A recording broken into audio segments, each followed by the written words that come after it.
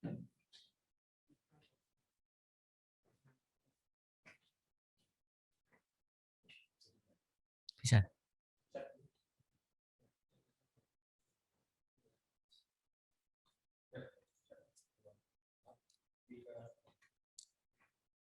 Halo, apa kabar Bapak Ibu sekalian, saudara-saudara, rekan-rekan, adik-adik mahasiswa UTP dimanapun Anda berada, serta Sobat Tani semuanya, jumpa kembali dengan podcast pertanian.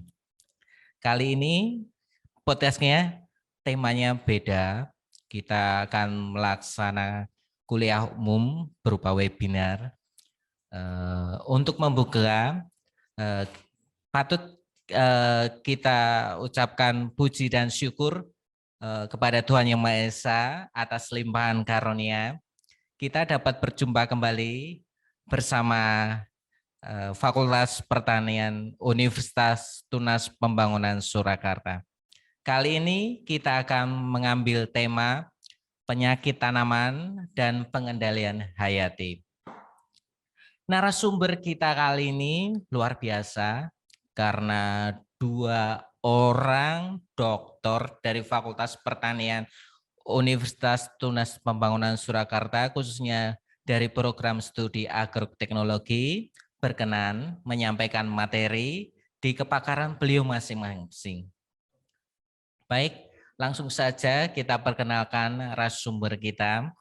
Yang pertama, beliau Bapak Dr. Andes R. Sulistiono, Magister Pertanian.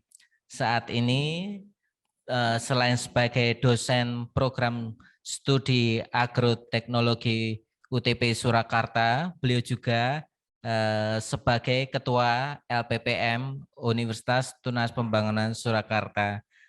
Boleh salam dulu kepada Sobat Tani di luar sana, Pak Sulis. Selamat pagi, terima kasih atas waktunya Pak Irawan. Iya. Saya Sulistiono dari UTP. Baik, narasumber yang kedua, ini juga tidak kalah kepakarannya. Beliau adalah Dr. Insinyur Haryuni, Magister Pertanian. Saat ini juga selain dosen program studi agroteknologi Fakultas Pertanian UTP Surakarta, beliau juga sebagai Ketua Badan Penjamin Mutu UTP Surakarta. Nah, terkait dengan tema kali ini, tentu banyak sekali penyebab penyakit atau patogen pada tanaman yang bisa berdampak pada penurunan kualitas dan kuantitas produksi, bahkan menyebabkan kematian tanaman. Beliau, Bapak Sulistiono, akan menjelaskan materi tersebut. Kemudian di bagian kedua nanti, Ibu Haryuni akan menjelaskan mengenai agensia pengendalian hayati. Tentu kalau anak muda sekarang akan bertanya, apalagi ini hayati lelah abang? Bukan itu ya. Kalau dari Kamus Besar Bahasa Indonesia, hayati adalah segala sesuatu yang bersifat hidup atau berhubungan dengan kehidupan. Oleh karena itu, pengendalian dilakukan menggunakan makhluk hidup beserta teknologinya. Langsung saja, sebagai moderator, saya menyerahkan penyampaian materi kepada kedua narasumber. Untuk yang pertama, mungkin Bapak Sulis, waktu saya persilahkan, Pak. Terima kasih Pak Irawan. Jadi anak-anak semuanya, seperti yang kita ketahui, tanaman itu kadang-kadang juga mengalami sakit ya. Jadi sakit pada tanaman itu mungkin disebabkan tidak hanya oleh patogen, tapi juga oleh faktor lingkungan. Nah, patogen yang kita kenal itu ada beberapa macam. Salah satunya adalah yang bersifat biotik. Jadi patogen pada tanaman itu kadang-kadang juga ada bermacam jamur, virus, dan bakteri. Nah, di dalam patogen jamur itu kadang ada gejala. Gejala itu bisa kita lihat. Jadi secara keseluruhan tanaman itu pada saat sakit itu bisa dipelajari dalam bidang ilmu fitopatologi yang melibatkan mikrobiologi. Mungkin anak-anak sudah mendapatkan semuanya ya di semester 2. Juga ada lagi tentang mikologi, bakteri, dan virologi yang jadi 1. Kemudian botani di bidang tanaman juga pada semester 1. Juga ekonomi, biokimia, dan sebagainya. Next. Kalau kita melihat tanaman itu, apakah pengertian kita itu tentang penyakit, maka kita melihatnya adalah suatu benda. Padahal penyakit itu bukan suatu benda. Kalau dia sakit, maka seolah-olah sakitnya itu karena benda. Tetapi penyakit itu disebabkan oleh patogen, jadi kondisi penyakit. Next. Berikutnya ini contohnya. Kalau saudara ke lapang, misalkan di Meteseh ya, yang kewirausahaan dan sebagainya, itu melihat ada penyakit pada kedelai. Itu ada bercak-bercak seperti ini. Nah, seolah-olah yang bercak itu adalah penyakitnya. Atau kemarin yang di Meteseh itu tanaman tomatnya terserang ada patogen.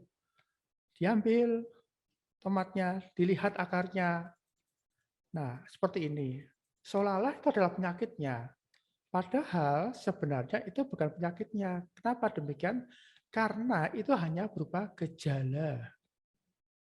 Terus pertanyaannya, kalau gitu penyakitnya seperti apa, Pak? Ya, penyakitnya harus kita identifikasi. Karena gejala yang sama itu bisa disebabkan oleh beberapa macam patogen. Bisa oleh jamur, bisa oleh bakteri, dan sebagainya. Itu gejala. Berikutnya. Nah, kita kalau sudah ada seperti ini, berikutnya, Mas.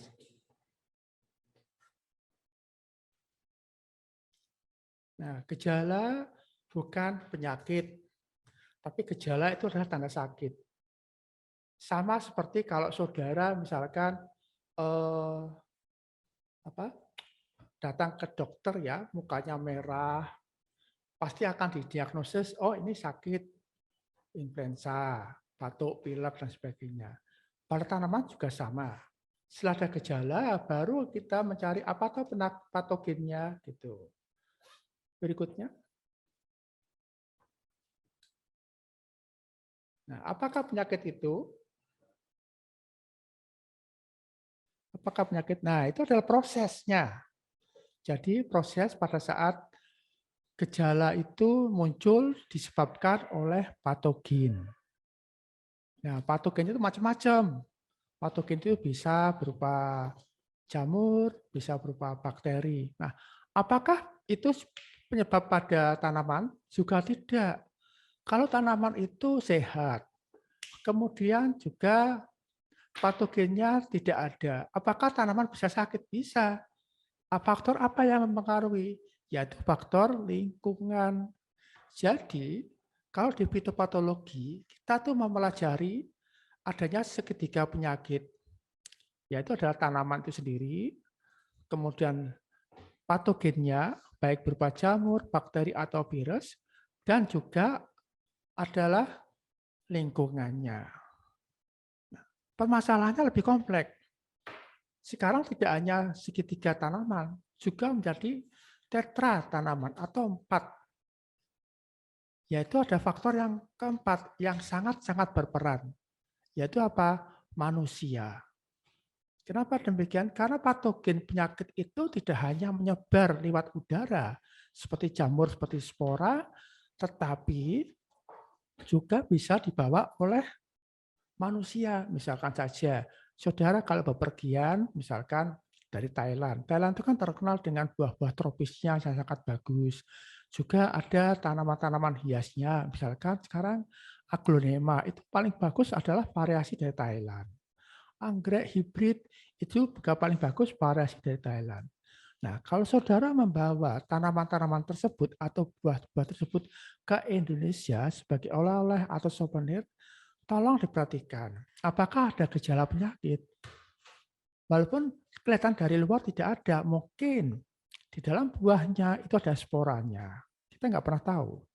Karena masa dormansi spora itu bisa 1 hari, 2 hari, bahkan 1 minggu. Setelah sampai di Indonesia, ternyata baru dia bereproduksi. Nah, itulah faktor yang keempat, manusia yang sangat berperan. Berikutnya. Nah, kemudian setelah patogen itu ada biotik, yaitu jamur, bakteri, fitoplasma, dan sebagainya. Juga ada abiotik, tanah, kemudian juga gas partikel, lengas, cahaya. Faktor abiotik itu bisa kita uji. Jadi ada beberapa mahasiswa bimbingan saya kemarin itu melihat kalau seandainya di dalam tanaman itu faktor biotiknya tidak ada, artinya tidak ada patogennya, bahkan ada faktor jamur mikorrhiza, maka pada saat diberikan kepada tanaman, ternyata tanaman itu juga bisa bertahan terhadap faktor lainnya, abiotik, yaitu apa? Cekaman air, atau kita kenal dengan stres air. Maka tanaman itu bisa bertahan untuk berapa lama. Karena kita tidak bisa menolak kenyataan bahwa sekarang kita kesulitan. Kalau saudara tanya ke BMKG, Pak, sekarang itu musim kemarau atau musim hujan? Pasti nggak akan bisa dijawab dengan tepat. Kalau dibilang bulannya bulan kemarau, tiba-tiba besok lusa hujan lebat. Nah, itu adalah faktor abiotik. Faktor yang tidak bisa kita hindarkan, dan itu selalu ada. Dan itu menyebabkan tanaman itu bisa mengalami sakit. Gitu. Next. Jadi kalau misalkan di dalam tanaman itu ada jamur, maka jamur itu adalah kita bisa melihat gejalanya, yaitu adanya HIV. Dari 3 patogen yang paling kita kenal, maka jamur itu yang paling mudah dilihat. Saudara tidak membutuhkan mikroskop. Karena apa? Karena fase heterotop ataupun fase parasit dan saprofit itu bisa kita lihat dalam bentuk hifanya. Jadi kalau di dalam tanaman itu di daunnya itu sudah mulai muncul adanya benang-benang hifa, perhatikan, itu sudah bersiap-siap nanti akan muncul gejala. Berikutnya. Nah, ini sangat lengkap sekali ya. Klasifikasi jamur, hampir setiap kelas pasti memiliki patogen. Jadi kita tidak bisa, ini patogennya apa saja? Oh, ternyata bisa saja adanya patogen jamur. Kemudian jamurnya kita identifikasi. Oh, ternyata dia termasuk dalam kelompok Rhizopus. Apakah dia kelompok dalam Fusarium? Itu sangat kompleks. Hampir semuanya memiliki gejala yang sama. Banyak sekali. Dan itu bisa berkembang. Kenapa? Karena sekarang sudah ada plasma sel artinya jamur tingkat sel yang sudah berkembang dengan cepat. Berikutnya. Nah, ini contohnya jamur lendir. Itu sangat mudah sekali didapatkan pada musim hujan. Saya pernah membimbing mahasiswa saya waktu itu Pak Petro Kasidis Paidi di Kopeng. Dia budidayanya adalah budidaya tentang kobis. Ternyata pada saat budidaya itu dilakukan, ada kesulitan di dalam penanganannya. Kenapa? Karena ternyata kobis itu sangat rentan terhadap jamur akar gada atau Plasmodium sporadaceae. Ini sempit sekali karena pada Plasmodium sporadaceae itu inangnya tidak hanya pada kobis saja. Nyata dia juga menyerang pada tanaman lain.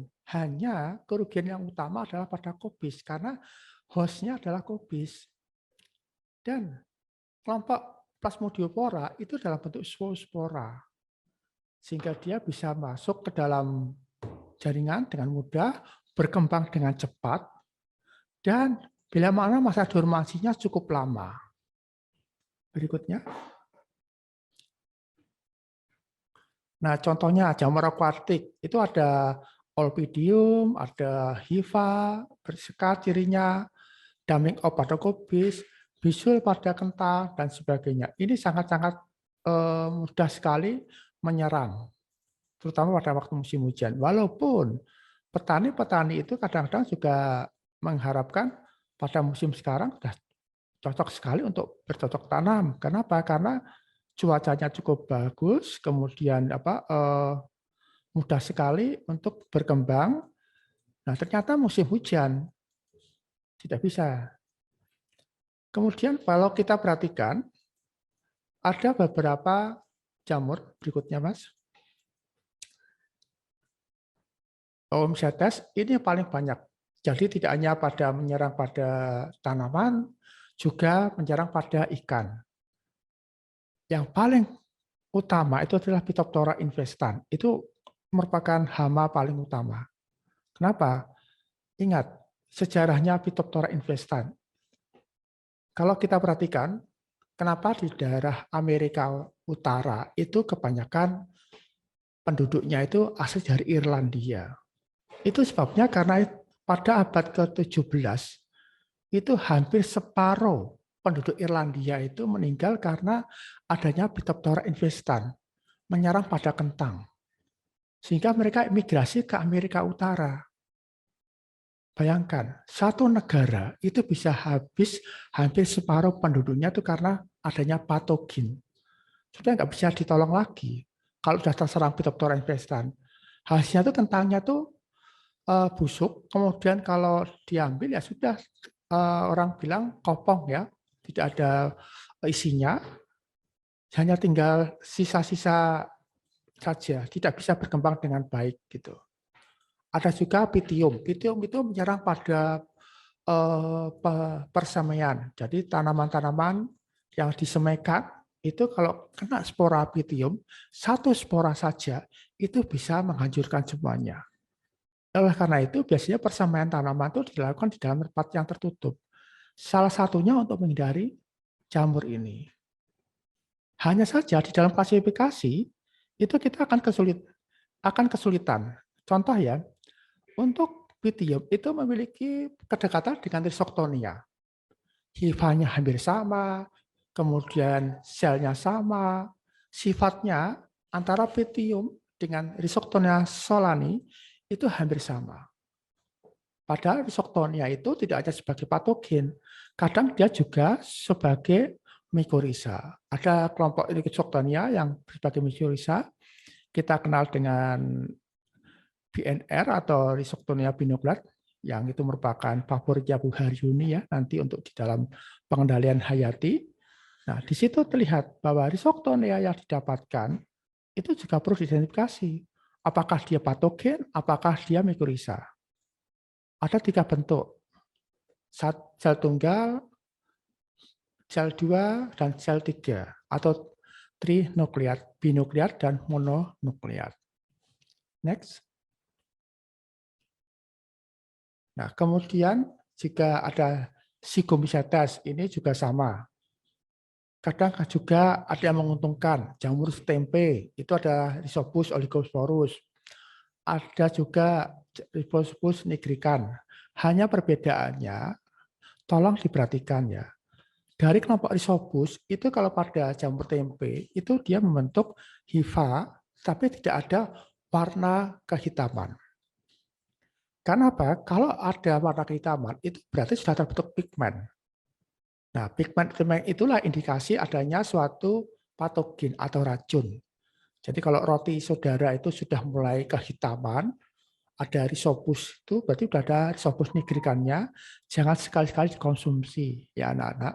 Kenapa? Karena nanti akan beracun. Kenapa saya bilang racun? Karena warna hitam itu adalah Rhizopus nigrican sudah membentuk suatu senyawa aflatoksin. Ini bidangnya Pak Sabto itu yang pakarnya senyawa metabolis sekunder. Jadi dengan adanya aflatoksin itu, maka dia akan merusak. Enzim ini adalah enzim yang merusak susunan saraf. Sehingga kalau sudah kena aflatoksin, maka orang yang makan itu akan seperti apa ya, mual, mungkin diare dan sebagainya. Hal paling nyata itu kalau misalkan pada tempe bongkrek. Sudah pernah mendengar ya tempe bongkrek yang bahan bakunya dari ampas kelapa?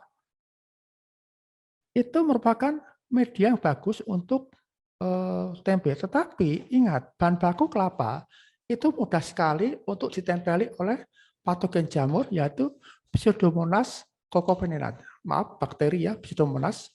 Nah, bakteri itu bisa menyebabkan suatu senyawa-senyawa patogen yang muncul. Nanti lebih kompleksnya antara jamur dan bakteri bisa dilihat ya. Berikutnya, Mas.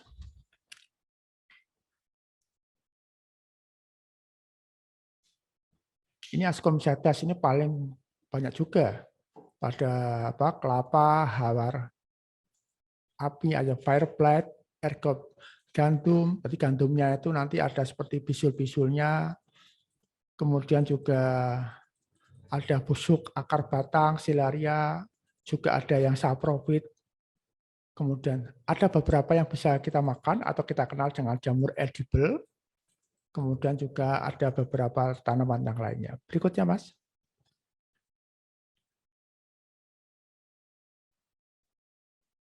Nah, Basidiomyces juga sama, cacar teh, Fomes lysaxus itu adalah Ganoderma pada akar. Ini biasanya akan muncul pada tanaman tahunan, misalkan kelapa sawit ya, itu mudah sekali untuk terserang oleh Fomes lignosus juga Ganoderma. Nah, kalau jamur pada Fomes lignosus itu suatu jamur yang reproduksinya hanya muncul di atas tanah. Tetapi penyerangannya di dalam tanah. Maka dikatakan akar putih. Jadi kalau tanaman itu sudah terserang, sudah muncul fomes-nya atau seperti bentuk piringan warna coklat di bagian batang, maka itu berarti sudah ada reproduksi dari jamurnya. Itu sudah terlambat untuk ditanggulangi. Kenapa? Karena dia sudah membentuk di bagian perakarannya. Kalau dicabut, nanti akarnya akan berwarna putih, jika dikenal dengan akar putih. Juga ada jamur karat kopi, Hemilia vastatrix. Itu jamur yang cukup merugikan karena dia menyerang pada bagian daun. Kemudian penyerangannya pada malam hari. Juga Oscillagomydis. Jadi kalau kita mau isolasi jamur-jamur itu, biasanya kita melakukannya pada malam hari. Kita ke lapang, kita membawa media PDA, dan kemudian kita buka sekitar 15 menit cukup. Nanti pasti kita akan mendapatkan isolat-isolatnya. Berikutnya. Nah, ini juga ada yang simbiosis ya, akar tumbuhan Amanita, ada Belotus, juga beberapa jamur yang bisa dimakan. Jamur kuping itu, Alorea auricula, kemudian Pilerotus itu adalah jamur kancing, juga Volvaria volvaceae itu juga jamur tiram, itu sangat mudah sekali untuk dikonsumsi. Berikutnya. Nah, ini ada apakah klasifikasi jamur itu hanya pada kelas Basidiomycetes, Zygomycetes, kemudian Ascomycetes? Tidak. Kenapa? Karena jamur itu juga mengalami perkembangan. Jadi ada jamur-jamur yang kita belum tahu reproduksinya. Kita belum tahu perkembangbiakannya seksualnya. Tetapi jamur tersebut ternyata merugikan. Sangat-sangat merugikan. Yaitu dikelompokkan Deuteromycetes atau Fungi imperfecti, atau kita kenal sebagai jamur yang tidak sempurna. Berikutnya, Mas Bayu. Nih, sekarang kita bicara masalah bakteri. Bakteri itu ada yang terdiri dari kelompok Mollicus, kemudian juga ada bersel tunggal, dan DNA. Jadi kita bicara tanaman prokariot itu artinya apa? Dia memiliki suatu bentuk single cell.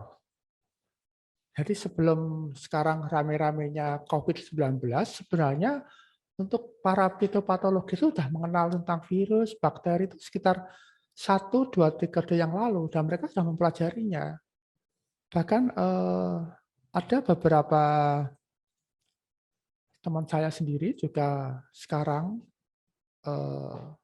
gugur ya sebagai pahlawan. Karena apa? Karena dia mengisolasi bakteri COVID-19. Karena kita sangat-sangat kekurangan. Jadi urusan bakteri, virus, dan juga jamur itu dulu hanya diserahkan kepada mikrobiologi. Sehingga akibatnya yang bersangkutan diminta untuk membantu, dan itu menyebabkan dari satu DNA virus yang kita kenalkan virion masuk ke dalam paru-parunya dan dia meninggal, pass away. Itu teman baik saya, juga teman baik Bu Arifni. Jadi sebelum adanya virus ini, kita sudah mengenal lebih dulu. Berikutnya, nah ini bakteri yang utama, ada bakteri Agrobacterium tumefaciens, itu sangat disukai oleh para peneliti kan, karena dia bisa digunakan sebagai vektor. Jadi kalau para ilmuwan itu berusaha untuk mendapatkan menghilangkan DNA dari satu tanaman ke tanaman lain, dengan cara yang mudah adalah dengan Agrobacterium tumefaciens. Ada juga yang satu lagi yang merupakan patogen yang bersifat universal, yaitu Rhazonia solanacearum, yang merupakan hasil mutasi dari Pseudomonas solanacearum. Berikutnya, Mas. Nah, ini contohnya bakteri. Kalau tadi saya terangkan bagaimana jamur itu menyerang, biasanya dia dalam bentuk hifa. Kalau bakteri kita tidak bisa melihat, karena bentuknya mikroskopis. Saudara harus menggunakan mikroskop. Tetapi gejala di lapang itu bisa Anda gunakan dengan cara seperti ini. Kalau ada suatu tanaman terserang bakteri, kemarin di MTC itu saya lihat ada tomat yang juga layu pada daunnya, tetapi dia masih bisa berdiri dengan tegak, batangnya sudah mulai mengering. Itu bisa diambil dan kemudian akan dipotong. Nah, itu akan adanya koloni, itu koloni bakteri, massa yang kita kenal nama ose. Itu bagian tengahnya. Berikutnya, Mas. Nah, ini massa bakteri itu bisa dilihat dengan jelas. Kalau tadi jamur dalam bentuk benang-benang hifa, maka massa bakteri itu bisa dilihat dalam bentuk tonjolan. Contohnya tonjolan ini yang pada tanaman-tanaman sakit itu seperti busuk. Jadi buahnya itu akan busuk, tidak bisa berkembang dengan baik. Biasanya untuk bakteri itu lebih menyerang pada buah. Kenapa? Karena bakteri itu sama seperti kita, membutuhkan karbohidrat yang sangat tinggi. Jadi dia media untuk bakteri itu berbeda dengan media pada jamur. Pada bakteri karbohidrat itu dibutuhkan dalam jumlah yang besar. Berikutnya, Mas Bayu. Ini bakteri bisa pasif, ya lewat air, serangga, juga bisa secara aktif. Jadi ada plagelnya, mungkin di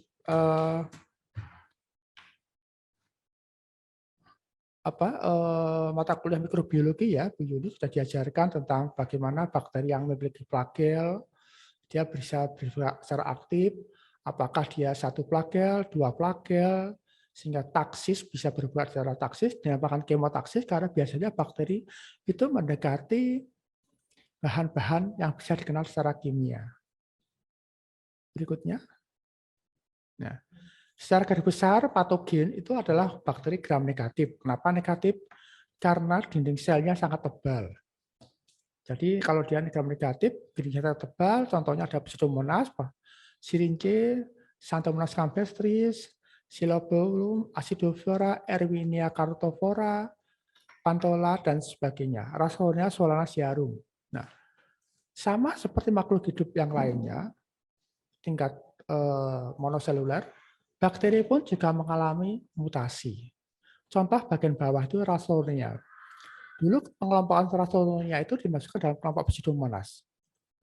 Tapi ternyata jadi dulu tuh namanya hawat pada kentang itu dikenal sebagai Pseudomonas solanacearum, bukan sebagai Rasolnia solanacearum. Tapi ternyata memiliki bentuk yang berbeda pada dinding selnya, juga kemampuan patogennya, sehingga dikelompokkan dalam kelompok Rasolnia solanacearum. Berikutnya, Mas Bayu. Ada gram positif, tidak banyak kita bicarakan, karena kebanyakan gram positif itu hanya bersifat tidak terlalu patogenik. Berikutnya. Nah, sekarang kita bicara virus. Virus atau viroid itu suatu jasad yang bisa dikatakan jasad yang sangat-sangat rumit. Saya katakan sangat rumit. Karena kalau di alam, kita kenakan viroid, itu adalah suatu jasad yang hanya terdiri dari satu sel, satu DNA. Bisa single DNA, atau mono DNA, atau double strand DNA. Nah, di alam itu bebas. Sehingga kadang-kadang kita bisa melihat bahwa virus itu menempel, ada yang di daun, ada di batang, bahkan di logam pun dia bisa menempel. Tetapi akan menjadi masalah bila virus ini atau viroid ini berada di dalam jaringan hidup. Baik tanaman, baik hewan, baik juga manusia. Sehingga ini akan berkembang dengan cepat. Oleh karena itu, biasanya pembagian virus pada tanaman dan pada hewan berbeda. Kenapa? Karena untuk virus dia membutuhkan suatu template. Sedangkan pada tanaman itu sudah ada. Sedangkan pada hewan, template itu akan berubah-ubah. Oleh karenanya, pada virus, kita hanya mengenal kalau pada tanaman itu biasanya berupa rDNA atau ribosom DNA. Sedangkan untuk hewan, dia menggunakan DNA. Jadi lebih kompleks pada DNA. Berikutnya. Infeksinya bisa melalui vektor, yaitu hama, serangga, bisa juga melalui distribusi, virus, dan sebagainya. Itu bisa melalui translokasi. Berikutnya, Mas Bayu. Nah, gejala pada virus itu hampir sama pada gejala pada daun, ada mosaik, Herring spot, kemudian kerdil, dan sebagainya. Hanya saja, sama seperti pada hewan, virus yang menyerang tanaman itu kadang tidak menyebabkan tanaman itu menjadi sakit atau mati atau layu. Tetapi dia hanya mengganggu pada metabolisme pertumbuhannya. Sehingga pada tanaman yang terkena virus itu akan menjadi kerdil. Atau pada pisang kita kenal dengan istilah banci top. Itu tanamannya nggak bisa besar, kerdil. Kemudian pada padi kita kenal dengan namanya penyakit tungro. Kalau di Sulawesi mungkin dikenal dengan sebagai penyakit habang karena padinya berwarna merah. Tapi kita mengenalnya sebagai tungro. Sehingga untuk sistem klasifikasinya virus ini dimasukkan ke kelompok RTV, Rice Tungro Virus. Berikutnya.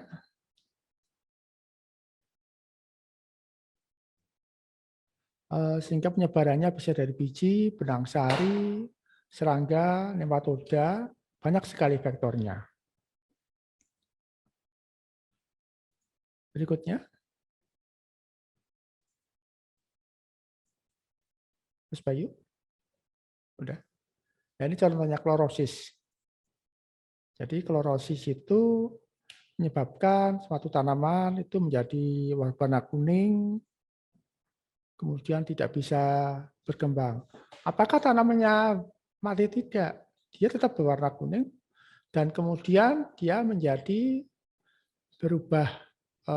Nah, itu bedanya kalau dengan nekrosis. Kalau nekrosis itu nanti gejalanya menjadi kerusakan.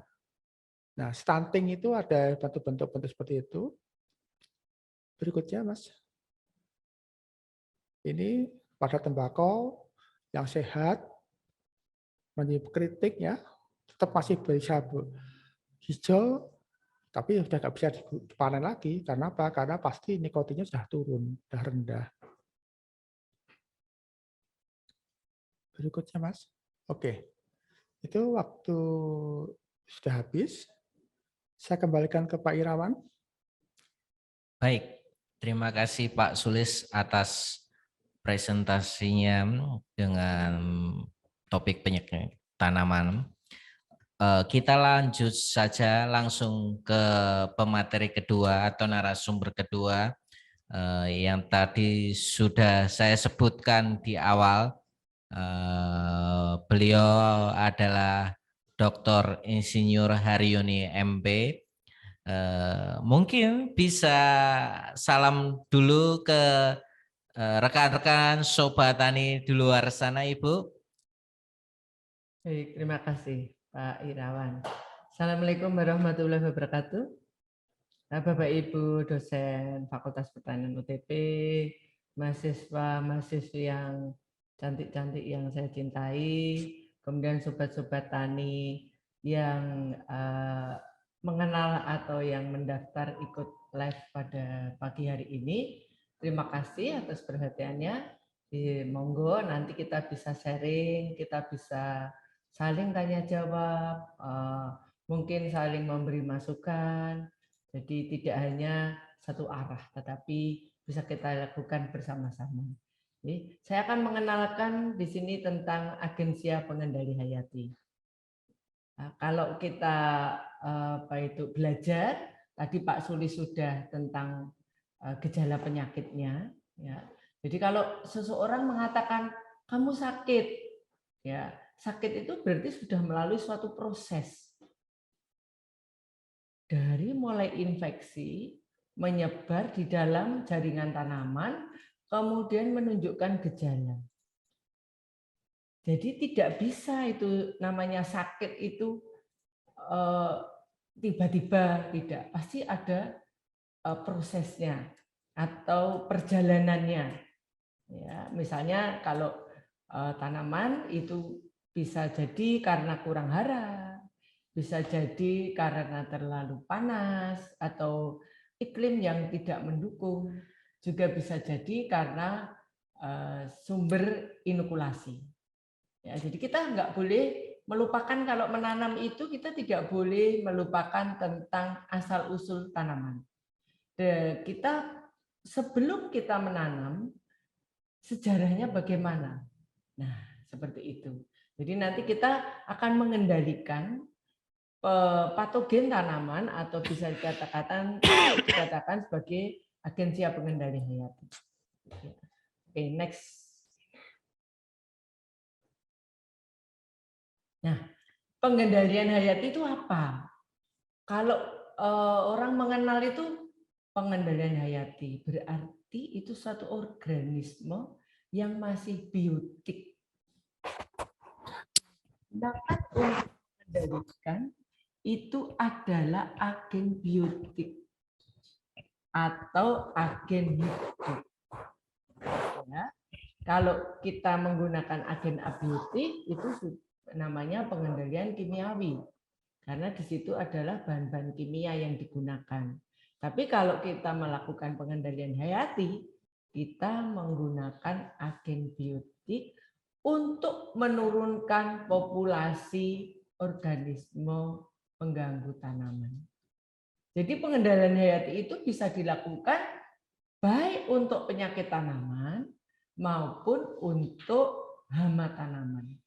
Jadi antara penyakit dengan hama itu bisa dilakukan bersama-sama atau sendiri-sendiri, ya.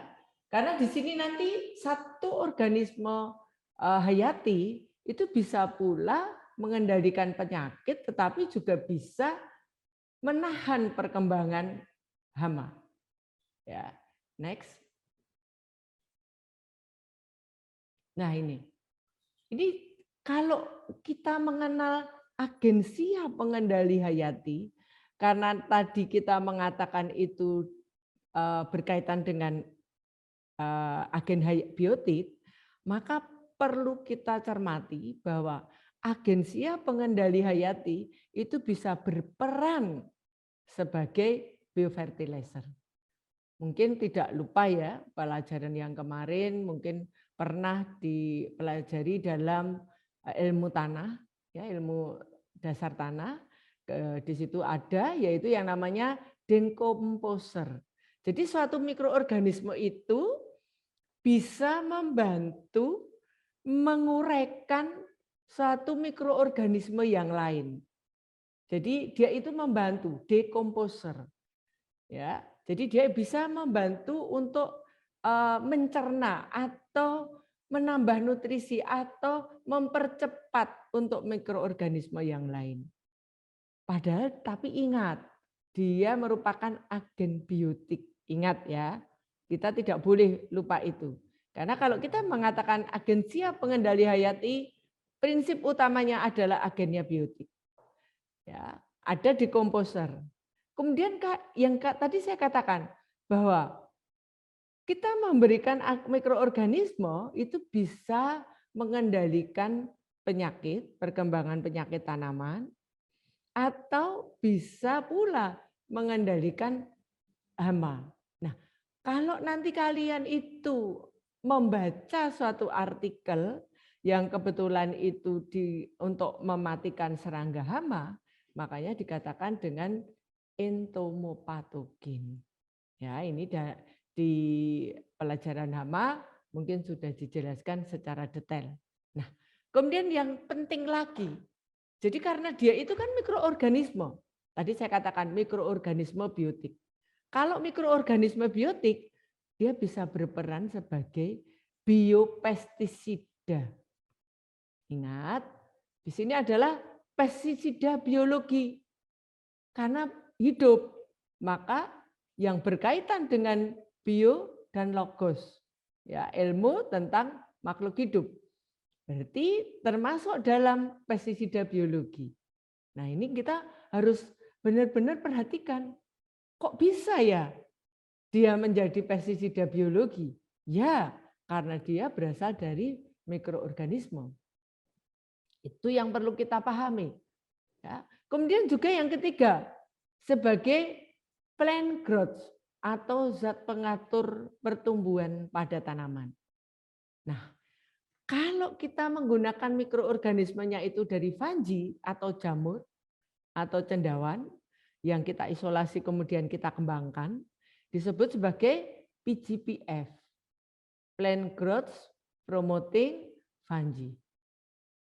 Tapi kalau kita mengendalikan suatu mikroorganisme, jadi mikroorganisme mengendalikan mikroorganisme lain, tapi menggunakan mikroorganisme yang berfungsi sebagai zat pengatur tumbuh berasal dari Rhizobacteria atau bakteri atau bacillus, maka dikatakan sebagai PGPR. Ini sudah banyak ya di pasaran. Kalau kalian mungkin bertanya, PGPF apa? PGPR apa? Nah, kadang-kadang kita itu rancu. Saya beli PGPR. Padahal di PGPR itu dia juga berperan sebagai biofertilizer. Dan juga berperan sebagai biopestisida. Jadi ini kalau kita melakukan pengendalian dengan agensia hayati itu, kita mempunyai double fungsi. Ya, mempunyai double. Banyak sekali, kalau double 2 ya. Triple bisa, 4 juga bisa, 5 juga bisa. Jadi fungsinya banyak sekali. Bisa sebagai pupuk, bisa sebagai biopestisida, bisa sebagai zat pengatur tumbuh, juga bisa sebagai zat antagonis. Ya, kenapa bisa sebagai antagonis? Karena dia mengeluarkan zat kimia yang bisa meracuni tanaman itu. Jadi kalau Ibu bilang beda tipis dengan biopestisida. Tetapi karena kalau biopestisida kan mematikan, kalau antagonis itu berlawanan. Ya, berfungsi melawan. Tapi sama sebenarnya. Sebagaimana pernah saya uji, ya banyak sekali mahasiswa-mahasiswa yang sudah terlibat, ya ada alumni misalnya Mas Kris Jul, kemudian ada pula Mbak Isma, Mas Langit, Mas Nur, mungkin kalian ingat Mas Asis, ya yang dari Agrotek, ya mestinya kalau yang dari Agribis tidak ikut penelitian Ibu, itu ambil di PGPF, ya PGPF, karena dia menggunakan jamur. Tapi ada pula yang mengambil biopestisida, ya dia menggunakan sebagai biopestisida untuk mematikan jamur. Jadi jamur saya, penelitian Ibu Rhizoctonia binukleat, tadi sudah diterangkan ke Pak Sulis tentang Rhizoctonia. Jadi Rhizoctonia itu satu Rhizoctonia itu sebenarnya sebagai patogen. Tapi kalau kita lihat morfologi dari Rhizoctonia, ada unimonukleat dari nukleusnya, ya. Kalau kita lihat dari nukleusnya ada uninukleat, kemudian ada multinukleat dan ada binukleat. Itu yang binukleat berfungsi sebagai PGPF dan biopestisida. Tapi kalau yang uninukleat dan yang multinukleat itu berfungsi sebagai patogen, ya, tapi bisa dimatikan dengan patogen juga. Nah, nanti kita lebih lanjut di sini, yaitu sebagai PGPF. Ya. Kemudian next, Mas. Nah, contohnya banyak sekali, ya. Beveria itu salah satu penelitian yang dilakukan Bu Tias, Bu Endang dengan Mas Didi, mahasiswa dari UTP, dengan menggunakan tanamannya adalah tanaman kopi, ya di daerah Jambu. Ya kebetulan beliau menerima dana penelitian yang kerjasama. Jadi dulu UTP itu bekerja sama dengan UI dan UGM. Hebat loh ya. Jadi jangan kamu menyepelekan. Jadi Bu Tias dengan Bu Endang itu mampu melakukan penelitian dengan UI dan UGM untuk melakukan penelitian menguji bioveria, ya buveria, untuk mengendalikan hama PBKO pada kopi. Ya, jadi kita wajib bangga. Jadi kalian itu kuliah di UTP itu harus bangga. Karena dosen-dosen pasti melibatkan mahasiswanya kalau ada penelitian kerjasama dengan pihak lain. Pasti ada.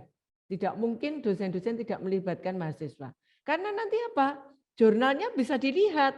Kalian bisa lihat jurnal-jurnal yang dihasilkan oleh dosen-dosen kita yang melakukan penelitian dengan mahasiswa. Nah, itu yang harus kalian sitasi sebagai wujud kebanggaan kita pada alma mater. Masuk kalian nggak mencitasi milik dosen sendiri. Kalian justru mencitasi milik dosen yang lain. Cari dulu nama dosen kita, baru nanti disitasi. Nah ini memang harus ditambahkan sedikit ya di sela-sela Ibu kuliah umum. Karena ini sangat penting untuk bahan akreditasi. Ya. Kemudian trikoderma.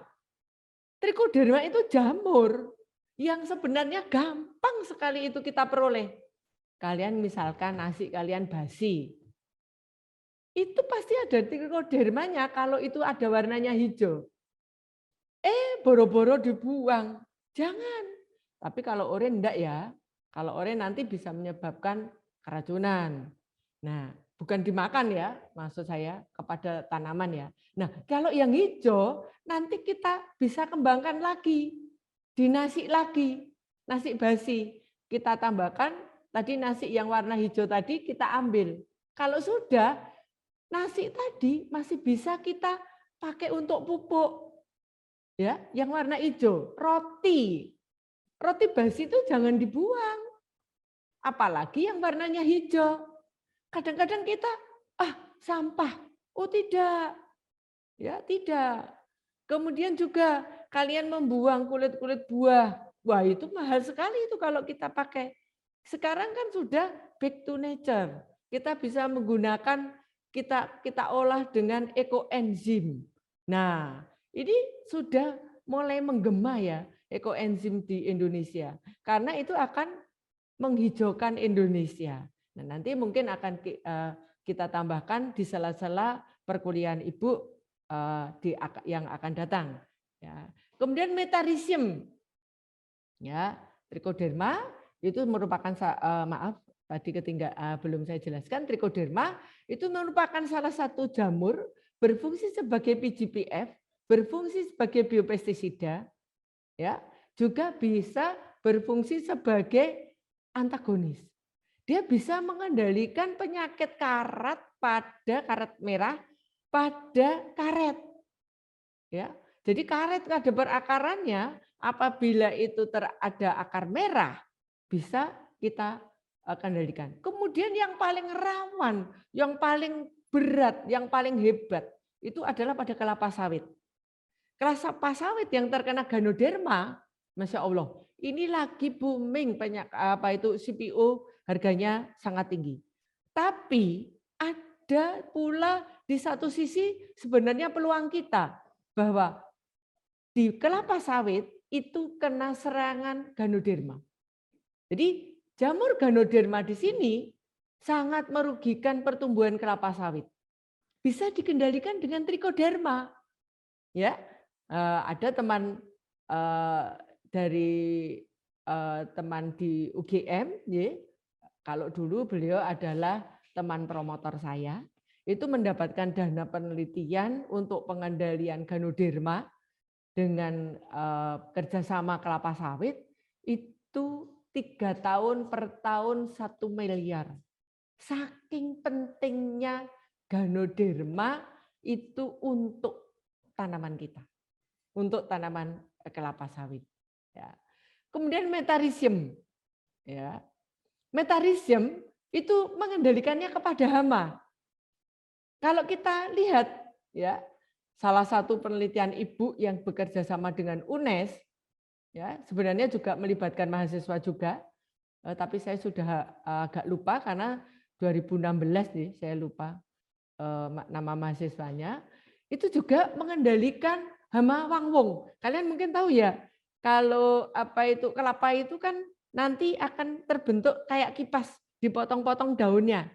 Nah, itu kan penyebabnya hama, tapi hamanya bisa kita kendalikan dengan jamur metarisiem. Nah, itu istimewanya metarisiem, ya. Bisa sebagai biopestisida, ya. Tapi dia sebagai antagonis karena mematikan gendon-gendonnya atau larvanya yang stadium berapa ya? Saya lupa. Mungkin nanti bisa ditanyakan pada Bapak Ibu dosen hama, ya. Mungkin tadi saya lihat ada Bu Endang, ya. Kalian bisa tanyakan kalau gendon itu sudah stadium berapa ya? Saya lupa. Nah, kemudian ada mikorhiza. Jadi mikorhiza itu punya keuntungan yang hebat sekali. Hanya saja pemahaman kita tentang mikorhiza itu masih kurang. Dan kita itu begini ya, kalau kita melakukan pengendalian hayati di beberapa petani yang saya temukan atau yang saya kenal, itu pasti mengatakan, Bu, kok suwi banget nggih? Hamane karena penyakitnya tendang mati. Iya, karena butuh waktu. Pengendalian hayati itu membutuhkan kesabaran, ketekunan, waktu, dan perhatian khusus. Jadi seperti kalau kita menimang-nimang anak bayi, ya 2 tahun itu memerlukan waktunya, siklusnya 2 tahun. Tidak bisa pengendaliannya itu dalam waktu yang singkat, padat. Kita kasih, kemudian mati semua. Oh tidak. Dan ingat, tidak boleh pemberiannya itu bersamaan dengan pestisida. Kalian habis melakukan pengendalian hayati, itu kan mikroorganisme hidup. Kemudian besok pagi kalian semprot pestisida, mati semua mikroorganisme hidup kita. Jadi kalau habis kita itu mau semprot, kita belum percaya dengan pengendalian hayati, ya kasih waktu supaya mikroorganisme tadi sudah menginfeksi di dalam jaringan tanaman. Ya, sehingga yang dimatikan atau yang dilakukan pengendalian atau ditahan itu hanya yang di luar bagian jaringan tanaman. Ya. Mycorrhiza, ini penelitiannya Pak Asis, penelitiannya Pak Lis, penelitiannya Bu Haryuni, itu meneliti tentang mycorrhiza. Kalian bisa lihat Asis mycorrhiza, buka ya. Jadi nanti akan keluar siapa mahasiswa yang terlibat. Kemudian Sulistiojono, maaf ya, Sulistiojono ya kalau nulis, Sowe ya, kalau di jurnal itu enggak boleh kita salah. Mycorrhiza nanti akan keluar. Ya, Haryuni, mycorrhiza nanti akan keluar. Bacillus. Nah, sekarang Bacillus. Tadi Ibu sudah jelaskan di depan bahwa kita juga bisa sebagai PGPR, Rhizobacteria. Ya, Bacillus itu kan ada bermacam-macam bentuknya. Lah kalau yang Bacillus itu bentuknya batang. Masih ingat kan? Bentuknya spiral, bentuknya batang, bentuknya kokus, ya. Masih ingat ya? Saya kira kalian masih ingat. Nah, kalau yang Bacillus ini yang bentuknya batang, yang bisa kita gunakan sebagai PGPR, Plant Growth Promoting Rhizobacteria. Tapi selain dia sebagai PGPR, dia juga bisa sebagai pestisida. Ya, bio, saya katakan, maaf, saya salah. Biopestisida. Ya. Kemudian juga dia sebagai pemacu kalau kita mau fermentasi. Ya, beberapa produk-produk agensia hayati itu kalau kita lakukan fermentasi pasti akan dibantu atau menggunakan bakteri. Nah, itu. Kemudian di sini sebenarnya Rhizoctonia binukleat. Rhizoctonia binukleat itu merupakan salah satu jamur yang tadi sudah saya jelaskan, dia sebagai biopestisida. Jadi kalau di penelitian Ibu itu panili itu kena penyakit busuk pangkal batang, sebelum kita tanam, kita inokulasi atau kita induksi dulu dengan Rhizoctonia binukleat, alhamdulillah panili itu akan bebas. Nah, ini sedang dilakukan penelitian dengan Mbak Anissa. Ya, yang sekarang sedang magang, kebetulan dia magangnya itu di kebun panili dan kemarin menemukan apa itu gejala-gejala sakit, ya, bukan penyakit loh ya, gejala-gejala sakit atau tanaman itu menunjukkan adanya suatu tanda-tanda sakit, maka dipotong, dibawa ke lab. Ya, sekarang kalian harus bahagia. Lab Fakultas Pertanian sudah bisa digunakan untuk penelitian mikrobiologi, penelitian pangan, penelitian fisiologi, penelitian agribisnis. Jangan khawatir. Mari kita semarakkan lab kita. Ya, saya berharap kalian lebih semangat menggunakan lab. Masuk labnya mahal-mahal, alatnya tidak kita panen, kita gunakan. Yang nanti analisis pangan, kalian penelitian dengan Pak Sabto dan Bu Daryanti. Yang nanti analisis tentang mikrobiologi maupun tentang kultur maupun tentang penyakit tanaman, ya nanti bisa dengan saya dan Pak Sulis. Yang nanti tentang hama, ya jadi kita itu juga punya mikroskop perbesaran untuk hama, pengamatan hama, ya itu nanti dengan Bu Endang dan Bu Tias atau analisis lain yang sudah tersedia. Jadi kalian mau analisis apa di lab sekarang ada loh ya. Jangan loh ya. Tolong ini menjadi informasi bahwa kalian sekarang telah memiliki lab yang lengkap. Terima kasih ya kepada Bapak Ibu pimpinan baik di universitas maupun di fakultas yang telah mewujudkan cita-cita Fakultas Pertanian memiliki peralatan lab yang canggih. Jadi kalau kalian mengamati mikroskop dulu itu jentat-jentit ya atau kelap-kelip gini, sekarang sudah bisa langsung diinstal ke laptop. Mestinya juga harus izin. Tidak semua laptop bisa diinstal ya nanti dengan laborannya. Sudah bisa dilihat langsung ya bagian-bagian dari jaringan tanaman. Kemarin sudah dicoba oleh Mbak Anissa, juga sudah dicoba pula dengan mahasiswa semester 2 ya yang rencananya mereka akan mempersiapkan untuk kerjasama antara agroteknologi Fakultas Pertanian UTP dengan NEUS. Ya, karena apa? Saya berharap nanti akan membawa Fakultas Pertanian khususnya agroteknologi itu menjadi akreditasi yang unggul. Syukur-syukur saya berharap lagi dari penerangan Ibu di sini kalian ikut pertukaran mahasiswa ke luar negeri. Karena itu satu-satunya yang bisa mendukung unggul. Ya, nah ini dengan penelitian ini kita bisa.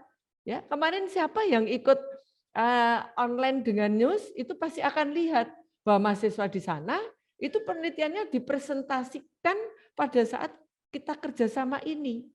Jadi bukan dosen yang cerita, tapi mahasiswa yang cerita. Ya, begitu membanggakan.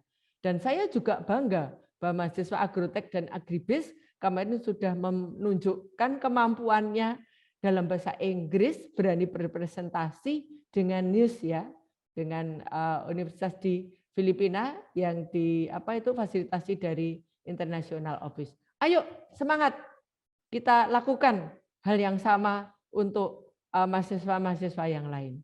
Ya. Next, Mas. Nah, ini contohnya. Jadi kita itu sudah dijual di pasaran yang saya jelaskan tadi. Ada Beveria, ya. Kemudian ada Trichoderma. Saya mohon maaf, ini ada beberapa produk, nama produknya, produksinya itu yang saya skip, ya, karena ini untuk pembelajaran, bukan untuk tujuan bisnis. Saya berharap agribisnis ini bisa melakukan digital marketing untuk pengembangan seperti ini. Sebenarnya sepele sekali. Ya. Kemudian juga kita bisa memperbanyak sendiri mikorisa. Kita juga bisa membuat agensia hayati dari bacillus atau bakteri. Ya. Kemudian yang terakhir ini gambar miselium, tidak saya tunjukkan karena sedang dalam proses pengajuan paten. Jadi kami tidak boleh melakukan publikasi apabila akan mengajukan paten.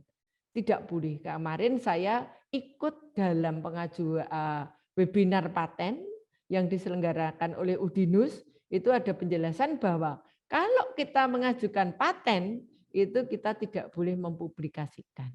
Nah, ayo mahasiswa rame-rame menghasilkan paten. Karena kalau kalian menghasilkan paten, selain mengangkat nama Fakultas Pertanian, mengangkat nama UTP, juga memperkenalkan nama kalian di kancah ilmu pengetahuan. Kalian nanti akan ditulis loh di DJKI.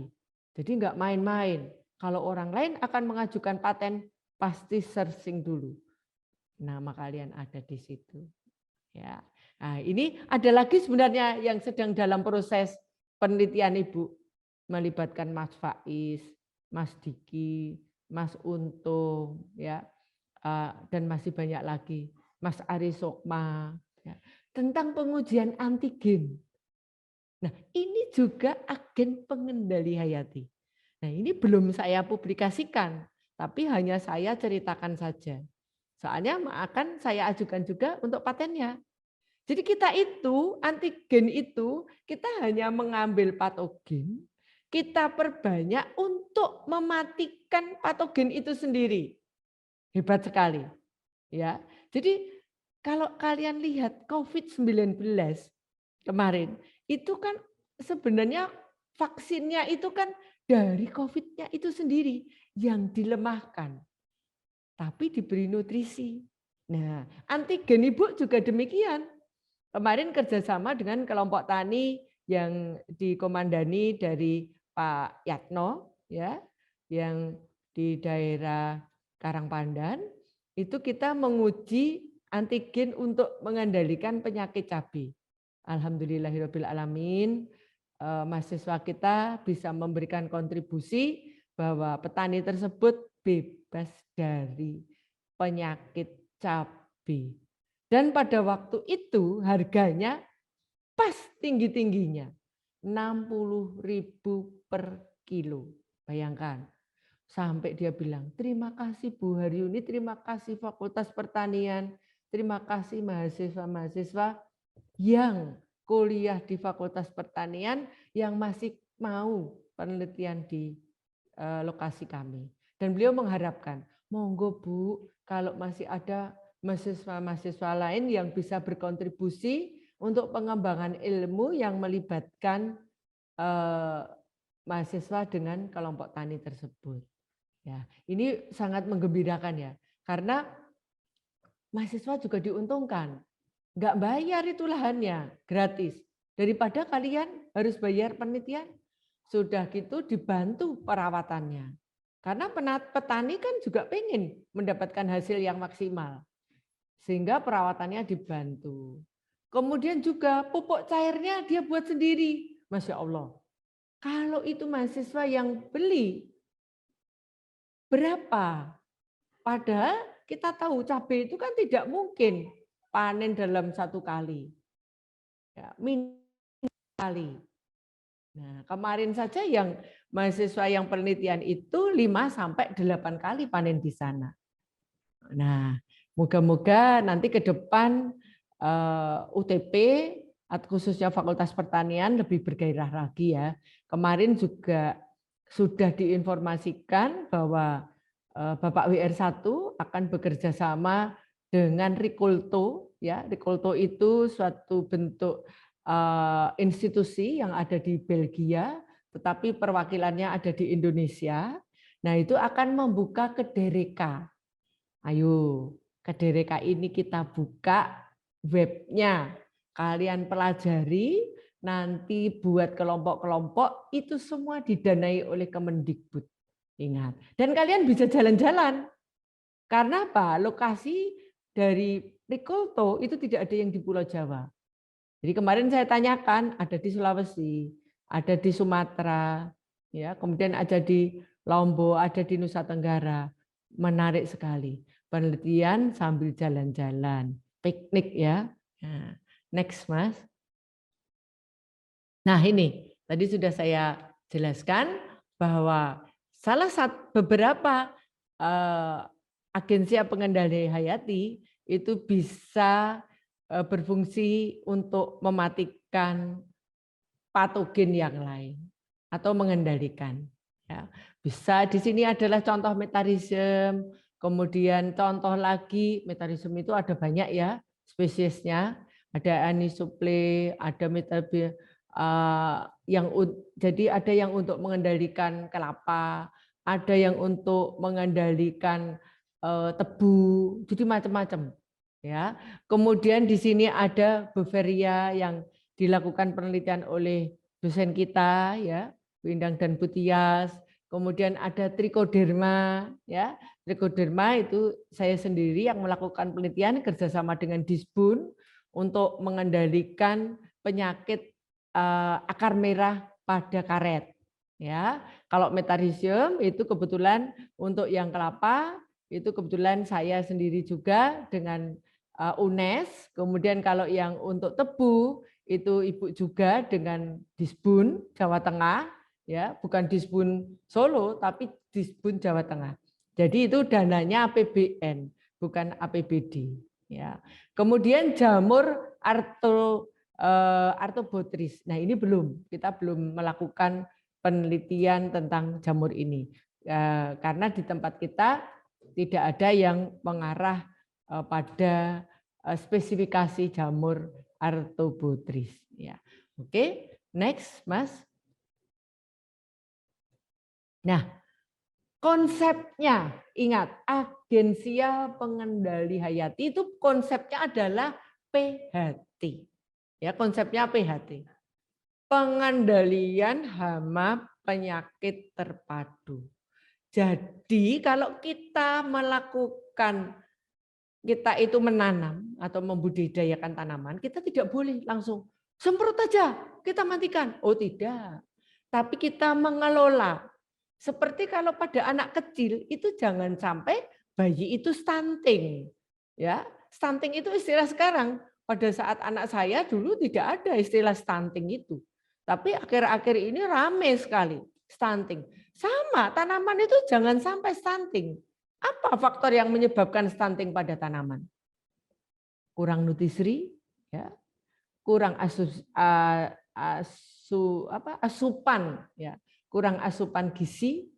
Nah, jadi makanannya itu harus kompleks sama. Sebenarnya kalau mau jujur, ya, dan ini itu sedang diproses pengajuan ke Kementan, itu kalau ada dokter manusia, ada dokter hewan, juga ada dokter tanaman. Nah, ini sedang Perhimpunan Fitopatologi Indonesia itu yang mewadahi ilmu Bu Haryuni dan Pak Sulis itu sudah mengajukan pada kementerian maupun baik Menteri Pertanian maupun di Kemendikbud maupun kementerian yang lainnya, saya tidak tahu yang urusan itu seperti itu untuk mengajukan bahwa ada juga dokter tanaman. Kalau di PFI sendiri itu sudah familiar dokter tanaman itu, dan itu bukan merupakan hal yang baru. Ya, kalau dokter tanaman ada, dokter hewan ada, dokter serangga ya harus ada. Nah, hama itu juga dokter, tapi tidak ada yang belum ada yang memperjuangkan. Ya, karena serangga itu masuk di dalam hewan. Walaupun dia menyerangnya pada tanaman. Nah, ini monggo Bu Endang dan Bu Tias, asosiasi panjenengan mungkin yang bisa mewadahi aspirasi tersebut. Ya, oke. Nah, tadi saya katakan harus bijaksana, tidak boleh sembrono, tidak boleh sak-sakmen. Wis sing penting hamane mati, jangan. Yang penting aku panen, jangan. Tetapi kita memperhitungkan apakah tanah kami akan kami tanami lagi. Nah, kemarin kebetulan ada alumni, mungkin kalian kenal. Sebenarnya beliau itu jurusan agribisnis, ya, Mas Danang Setiaji, dulu juga menjadi ketua BEM-nya Fakultas Pertanian. Itu akan melakukan penanaman, akan membuat suatu inovasi di desanya. Saya ingin mengubah image, Bu, kepada teman-teman saya bahwa remaja tidak harus bekerja di institusi, tetapi remaja memberdayakan desanya. Wah, saya senang banget itu. Saya sampai merinding ya. Saya ingin mengubah bahwa lahan kering saya itu akan berproduksi. Oke, Mas. Nanti Fakultas Pertanian kalau ada kegiatan kita akan lakukan dolan ke sana. Ya, kita itu Fakultas Pertanian sering dolan ya. Dolan untuk menambah ilmu. Kayak kemarin agroindustri, argowisata dan tata taman ya. Bu Endang saya lupa, itu juga melakukan kunjungan di desa mana ya, lupa saya, Dawung ya, di situ juga menjadi percontohan bahwa desa itu tanah bengkoknya bisa menghasilkan uang yang melebihi hasil panen bengkoknya. Kemudian kita juga datang ke peternakan, jadi pertanian itu lengkap ya, agroindustri itu lengkap dari hulu sampai hilir ya. Itu bisa memanfaatkan untuk membuat peternakan ayam. Nah, sebenarnya Bu Partini itu sudah menyediakan, memberikan kesempatan pada kita di Fakultas Pertanian untuk memanfaatkan kotoran ayamnya. Karena kita itu tidak respon-respon, sekarang kotorannya itu malah sudah dibeli orang. Ya, jadi dia itu sebenarnya malah untung kalau kita nggak ikut. Tapi sebenarnya kita rugi karena itu adalah kesempatan. Ya, tapi kita memang perlu waktu ya. Perlu waktu, perlu mahasiswa karena itu tidak bisa semudah membalik tangan ya. Nah, ini perlu dengan bijaksana ini. Nah, nanti kita akan lakukan seperti itu ya. Dengan kemampuan kita masing-masing kita bisa membangun Fakultas Pertanian yang mempunyai inovasi. Lab kita sudah lengkap, dosen kita sudah oke, kerjasama mitra yes, mahasiswa mampu. Apa sih yang nggak bisa? Apalagi yang nggak bisa itu apa? Kalian itu sebenarnya bisa semua. Yang sekarang itu sedang penelitian Agensi Pengendali Hayati dengan Ibu, itu Mas Nur Wahid yang melakukan penelitian vanili di lab greenhouse. Nah, kemarin pada kaget. Kami kan membimbing magang di Telogo ya. Nah, di Telogo itu kaget kalau di Fakultas Pertanian itu punya vanili. Beliau bilang, Bu, itu mahal sekali. Iya, mahal 9 juta kering. Kalau disortasi. Kalau sak-sae 2,5 juta kering. Bayangkan. Apa itu enggak iming-imingi? Nah, ya mungkin mahasiswa kita masih berpikir dulu ya, dan ini masih menyelesaikan tugas-tugasnya. Oke, next Mas.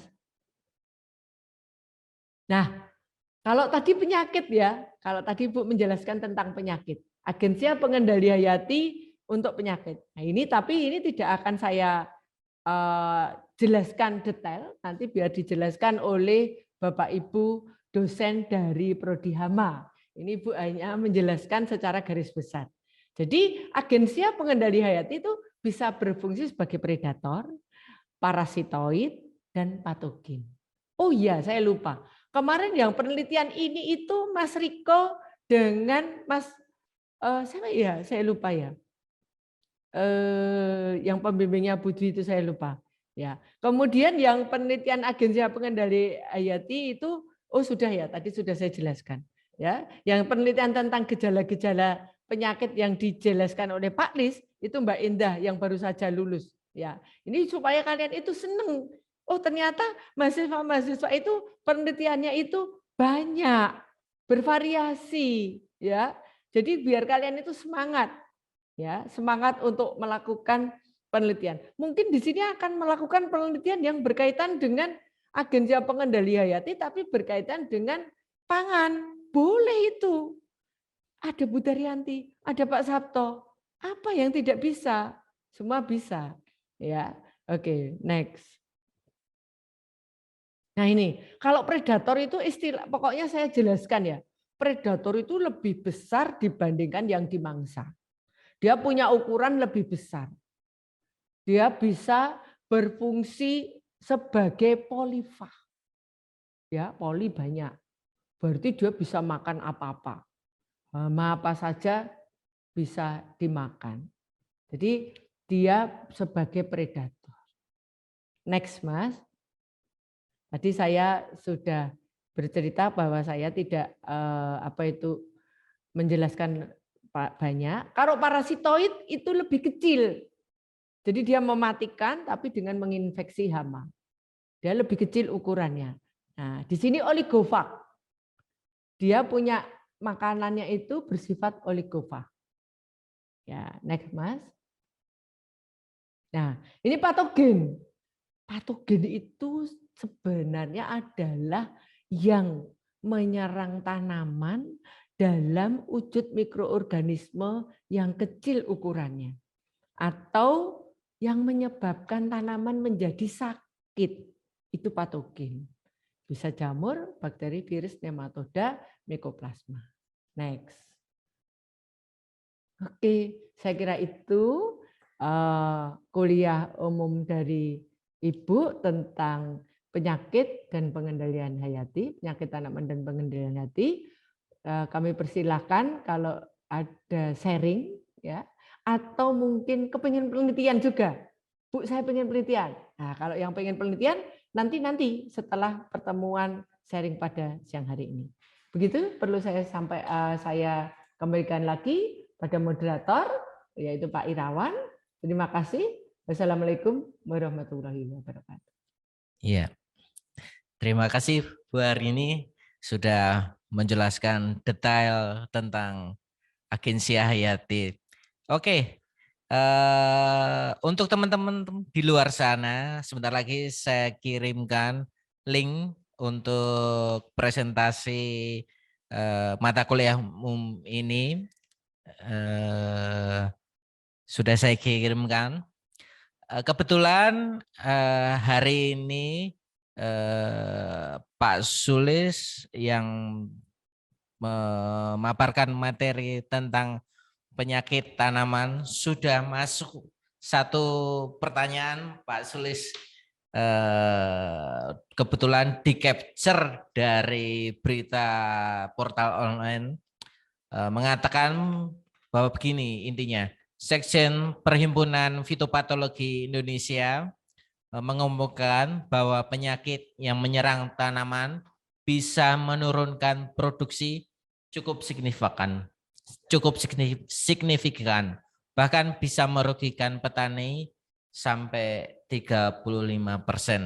Bagaimana tanggapan Pak Sulis mendengar berita ini? Monggo Pak Sulis. Iya, terima kasih Pak Irawan. Jadi saya ingin menjelaskan, memang seperti tadi saya sampaikan bahwa kalau kita kerugiannya itu sampai 25% itu disebabkan baru oleh patogen, itu sudah sangat merugikan. Kenapa? Bayangkan, belum dipanen aja udah hilang 25%. Pasti ada susutnya juga setelah dipanen dan sebagainya. Mungkin bisa berkurang sampai 50%. Nah, apakah dengan pengurangan sampai 50% itu bagi petani bisa, kalau menurut Pak Sus itu BEP ya, break even point, apakah bisa kembali modal? Belum tentu. Gitu. Seperti tadi saya ceritakan juga di Irlandia itu dikenal dengan nama istilahnya itu the Great Famine atau wabah kelaparan besar. Itu karena mereka gagal panen. Dan gagal panennya itu tidak hanya 20%, lebih dari 50%, sampai 75%. Dan efeknya apa? Dari data statistik, 20-25% penduduknya itu meninggal. Seperempatnya, itu sudah sangat bencana sangat luar biasa, mengalahkan COVID. Oleh karena itu, coba Anda baca aja di Wikipedia, jadi wabah kelaparan besar itu disebabkan oleh patogen, jamur, Ralphonia solanacearum. Itu sangat-sangat kompleks. Jadi kalau tadi pengurangan 20% hasil dari petani sudah rugi, ini contoh yang sangat ekstrim, saya ambil contoh, tanaman kentang itu sudah habis paruhnya, bahkan sampai 20%. Yang masih sisa hanya 25%. Padahal jumlah penduduknya cukup banyak. Sehingga akibatnya apa? Hampir 25% penduduknya pass away, istilahnya, meninggal. Karena apa? Karena mereka nggak bisa makan. Jadi kalau tadi dikatakan 2% sudah merugikan, betul sekali ya, sampaikan oleh Prof. Ipik. Kalau lebih dari itu ya udah istilahnya ketahanan pangannya udah ambruk, udah nggak bisa kecuali kalau nanti kita harus kembali ke diversifikasi makanan yang lain, tidak hanya padi, mungkin ketela dan sebagainya, mungkin masih bisa untuk mensubsidi lah atau mendiversifikasi dari sumber pangan. Begitu Pak Irawan. Baik, terima kasih. Pak Irawan nambahin sedikit. Oh, silakan Bu Arini.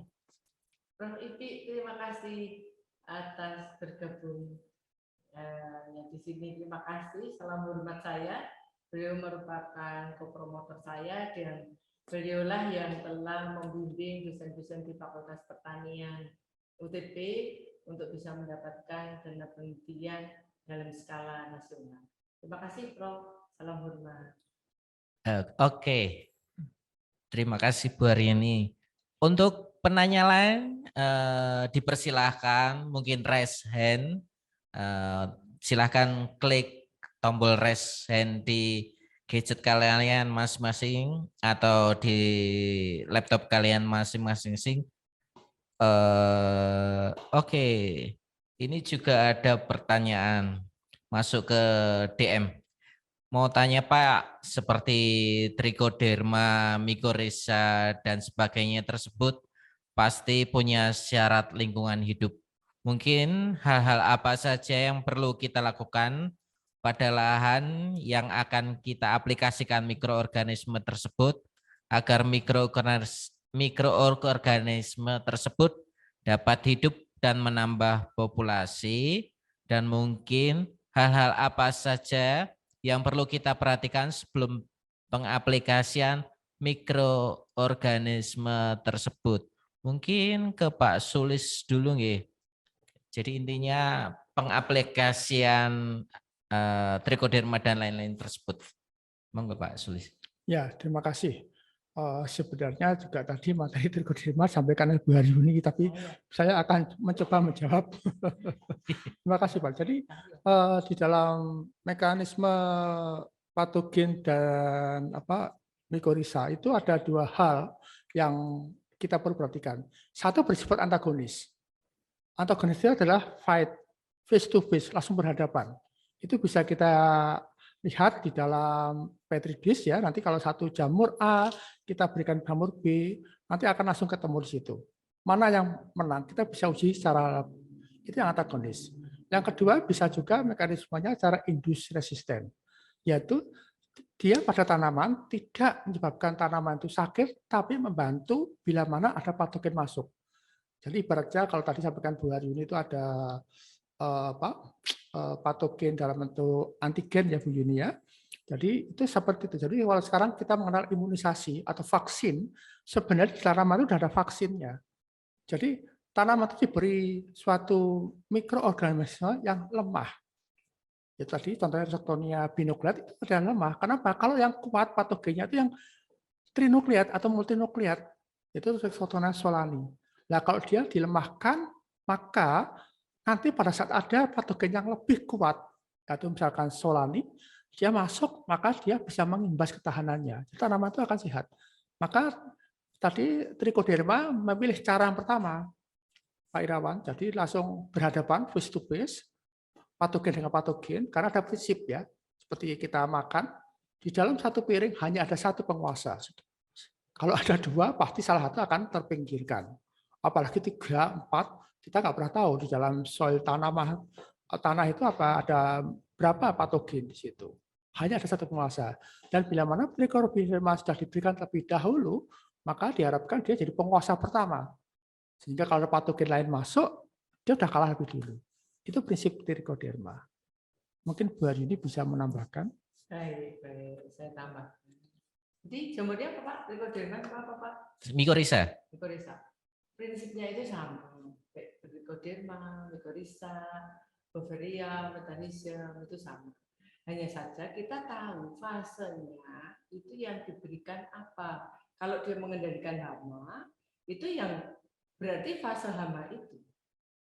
Fase yang tepat hama itu apa? Kalau kita mengendalikan hama itu tidak tepat pada fasenya, ya kita tidak bisa mengendalikan. Jadi kalau panggung yang kita kendalikan tidak bisa, tapi dia kan akan membentuk larva. Ya, larvanya itulah yang kita matikan. Kita tambahkan dengan metanisme. Nah, kemudian kalau trichoderma, ya, trichoderma itu nggak mungkin kita berikan itu setelah tanam. Enggak. Kalau kita mau memberikan trichoderma ya pada saat sebelum kita itu tanam. Gitu. Sebelum kita tanam, itu kita berikan trichoderma. Gitu. Jadi pemberiannya itu sebelum, seperti antigen. Antigen itu kita berikan pada tanaman itu pada saat dia umur 1 minggu. Ya, kemarin pada saat kita nanam cabai itu 1 minggu, kita campurkan dengan pupuk organik cair. Nah, itu alhamdulillah berhasil. Mycorrhiza. Nah, mycorrhiza ini paling cepat perbanyakannya itu pada akar jagung.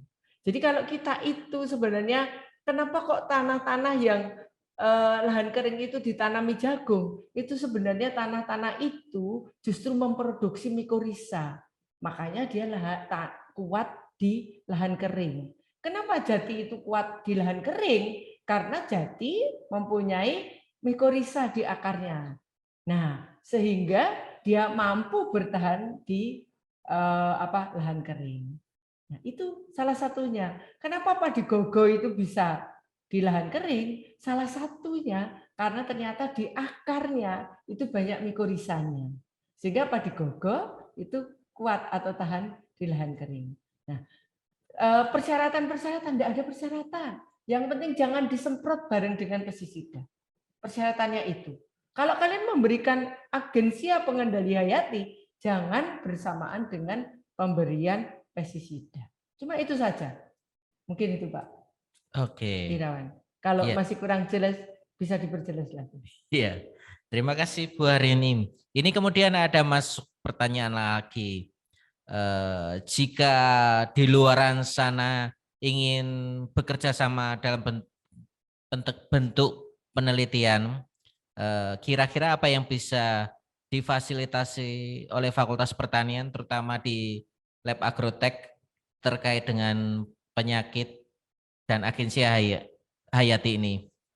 Mungkin Bu Harini dulu atau Pak Sulis dulu yang menjawab pertanyaan ini? Saya jawab. Ya, oke. Saya menjawab. Jadi tadi disampaikan oleh Bu Harini bahwa sebenarnya itu di Fakultas Pertanian itu dari segi SDM sudah memenuhi. Kemudian dari segi peralatan kita sudah lengkap, sudah ada. Dari segi mahasiswa juga sudah lengkap, sudah ada. Jadi kalau kita mau melakukan penelitian baik di dalam secara laboratorium ataupun uji secara lapang itu bisa kita lakukan di dalam di dalam skala besar maupun secara operasional secara lab. Jadi tidak jadi masalah. Jadi silahkan jika ingin menguji untuk identifikasi, terutama identifikasi bakteri, jamur, kalau virus kami belum bisa. Karena peralatannya belum mencukupi, dan kami bisa melakukan juga ujinya. Karena untuk identifikasi itu tidak hanya secara mikroskopis, juga ada uji labnya. Katakan untuk bakteri itu ada sekitar 16 macam, kalau tidak salah itu segala macam uji, dari uji O2-nya, apakah dia termasuk bakteri autotrop atau bukan, dan sebagainya. Itu perlu dilakukan. Untuk skala di luar, kami juga bisa membantu dalam pengujian skala laboratorium dan greenhouse. Contoh tadi disampaikan Bu Harini, untuk penelitiannya tentang vanili, sedangkan saya sendiri tentang anggrek, kami bisa melakukannya di greenhouse. Begitu. Oke. Mungkin yang di luaran sana yang menanyakan apakah penelitian bisa dilakukan di Fakultas Pertanian, ada beberapa yang bisa, dan semoga ke depan fasilitas semakin bertambah, sumber daya semakin bertambah, akhirnya banyak riset yang bisa dikerjakan bersama Fakultas Pertanian Universitas Tunas Pembangunan Surakarta. Oke, ini ada pesan khusus juga dari Fakultas Pertanian buat dia di luaran sana yang menonton tayangan ini nanti di YouTube. Silahkan jika ingin masuk program studi agroteknologi, di kita sudah banyak peralatan yang mendukung riset juga pembelajaran. Silahkan mendaftar di pmb.utp.ac.id atau datang langsung ke Sekretariat PMB di Jalan Balekambang Lor nomor 1 Manahan, dari Terminal Tirtonadi ke barat sedikit, kemudian ada gerbang masuk, nanti silakan masuk ke gedung yang pintunya sudah bisa geser sendiri, diterima oleh resepsionis. Kalau mau ketemu di Fakultas Pertanian juga gedungnya sama di Jalan Balekambang Lor nomor 1 Surakarta.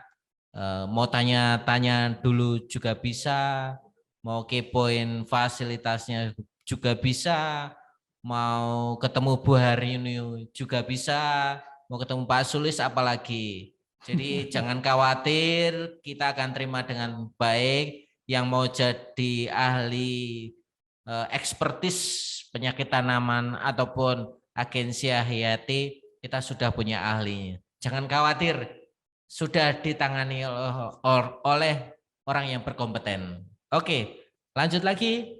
Ada pertanyaan. Bu Aryuni, ini ada pertanyaan. Jika ada perusahaan ingin memberikan sampel penyakit, kira-kira mekanismenya gimana untuk bisa kita kerjasama? Tadi kalau dari luaran penelitian, kalau kerjasama seperti apa? Kebetulan ini contoh tanamannya adalah di buah naga, Bu Haryuni. Terima kasih Bu Haryuni, monggo. Ya, kalau mau bekerja sama untuk pengendalian, mestinya kan tidak bisa nih kalau tanaman sudah terserang baru penjenengan datang. Kan mohon maaf, tanaman itu sistemik. Ya, kalau hama itu kan bisa kontak. Kalau tanaman itu sistemik, tidak bisa semudah itu. Karena dia itu sudah masuk ke dalam jaringan tanaman. Jadi sebaiknya itu kalau Bapak Ibu, teman-teman yang mau bekerja sama dengan kita untuk hanya analisis, silahkan. Tapi kalau untuk mematikan atau mengendalikan, itu terlambat. Harusnya datangnya itu sebelum tanam. Saya mau tanam ini. Nah, kita sharing. Oh, welcome. Ya, kebetulan saya tidak menjabat di struktural nantinya, sehingga welcome sekali. Monggo, silakan. Saya memang pengen pengayakan di ilmu dengan masyarakat atau dengan mahasiswa, ya silakan mahasiswa yang mau penelitian, welcome. Saya terima. Monggo yang dari luar monggo. Tapi dengan catatan tadi nih Bapak Ibu, kalau panjenengan tanamannya itu sudah sakit dan itu sudah terlanjur ditanam dalam jumlah yang banyak, saya mohon maaf, berarti itu terlambat. Seharusnya itu dilakukan di awal. Seperti tadi saya katakan, stunting kalau bayi itu. Nah, kalau tanaman stunting salah satunya ya kena penyakit itu. Kalau sudah kena penyakit seperti gejala yang sudah dijelaskan oleh Pak Sulis, bagaimana mau berkembang kalau tanaman kerdil? Bagaimana mau berkembang kalau tanamannya sudah garing semua, kering semua? Itu juga sudah tidak memungkinkan untuk dikendalikan, untuk diberantas. Kalau itu sudah tidak melakukan pengendalian lagi, tapi pemberantasan. Karena satu tadi saya katakan, bahwa penyakit itu masuknya secara sistemik. Jadi dari masuk ke dalam jaringan tanaman.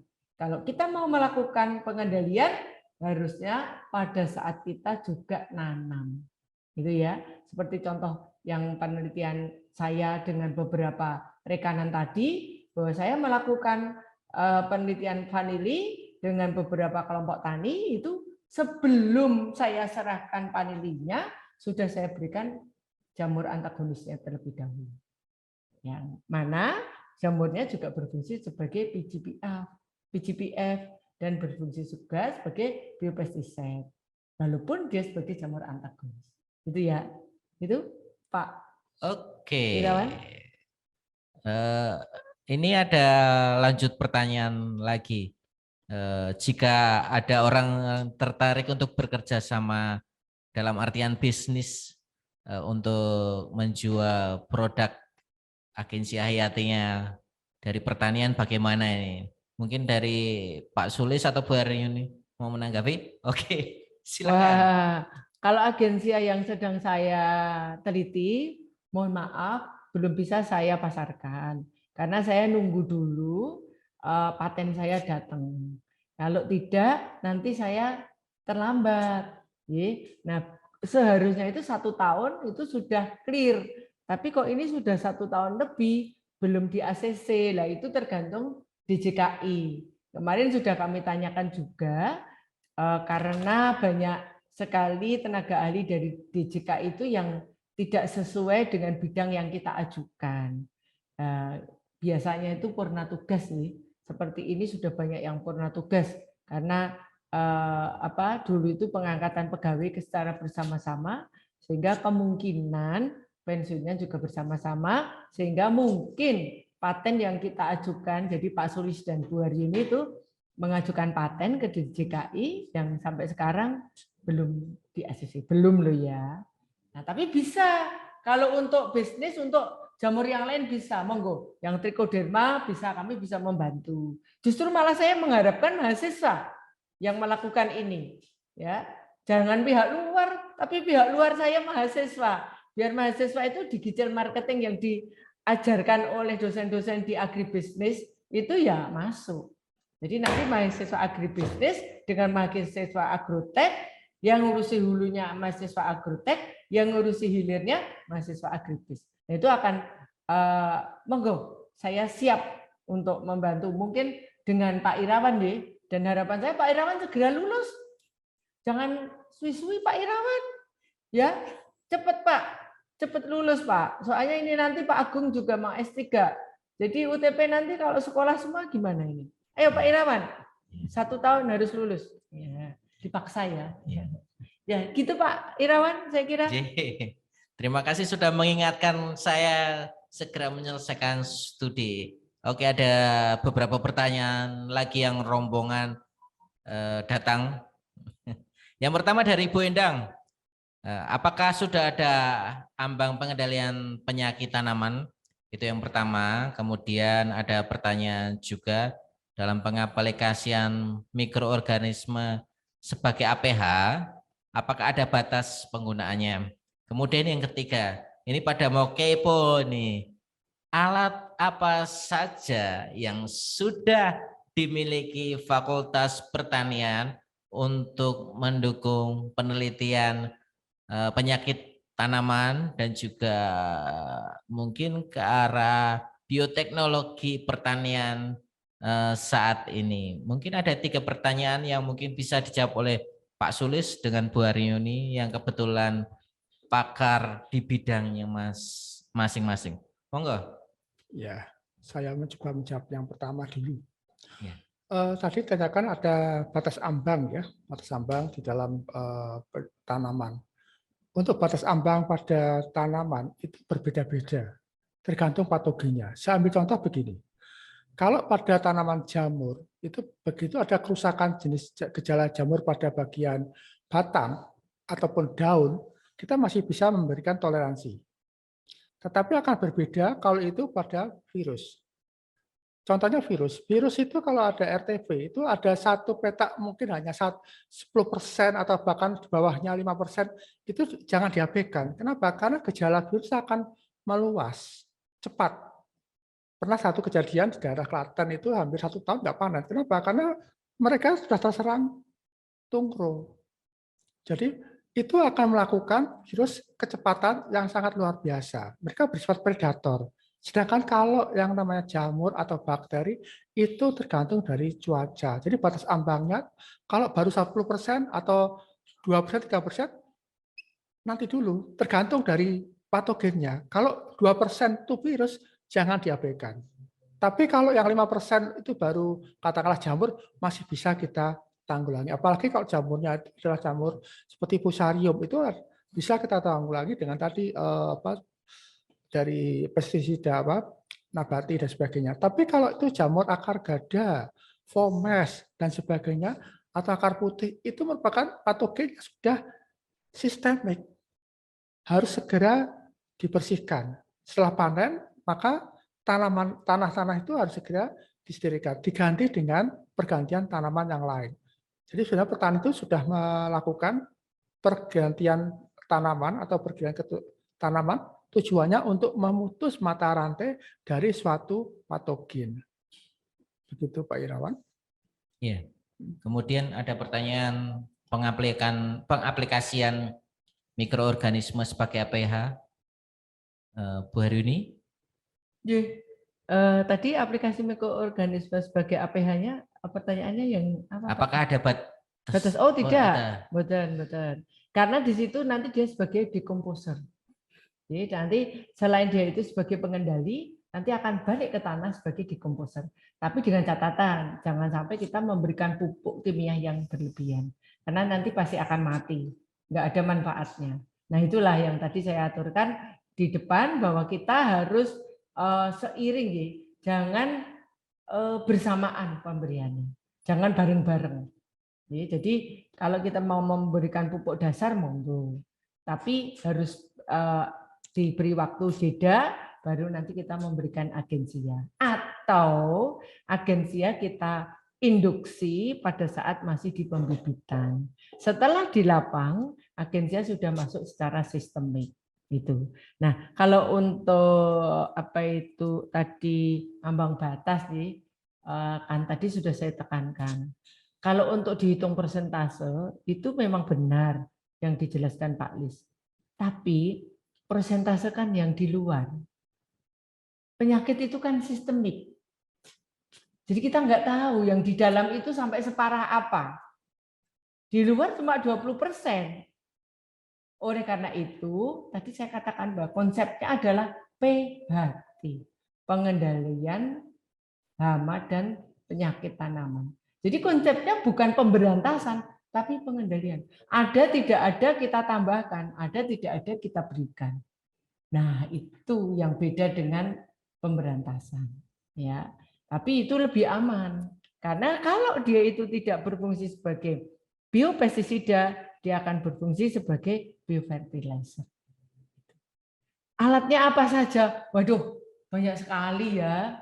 Alat untuk apa itu di agribisnis ada, penyimpanan makanan, terus apalagi nanti yang agribisnis biar dijelaskan Pak Irawan ya, banyak sekali. Soalnya kemarin tuh ratusan juta, jadi saya nggak bisa menjelaskan satu persatu.